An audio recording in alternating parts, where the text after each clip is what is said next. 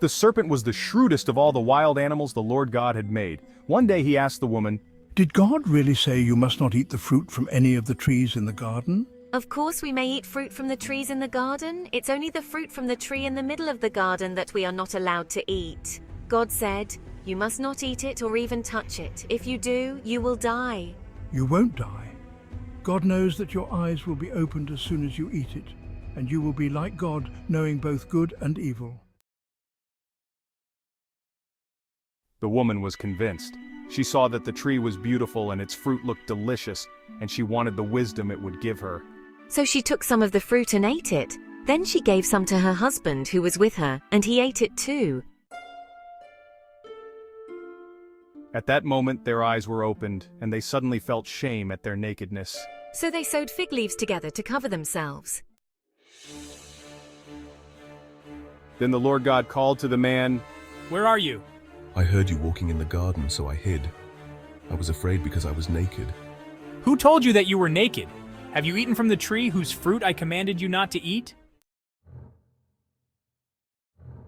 It was the woman you gave me who gave me the fruit, and I ate it. What have you done? The serpent deceived me. That's why I ate it. And thus the blame was passed from one to another, each trying to shift the responsibility for their actions. Then the Lord God said to the serpent, Because you have done this, you are cursed more than all animals, domestic and wild. You will crawl on your belly, groveling in the dust as long as you live.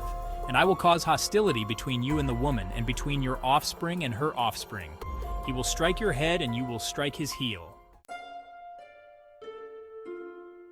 Then he said to the woman, I will sharpen the pain of your pregnancy, and in pain you will give birth. And you will desire to control your husband, but he will rule over you.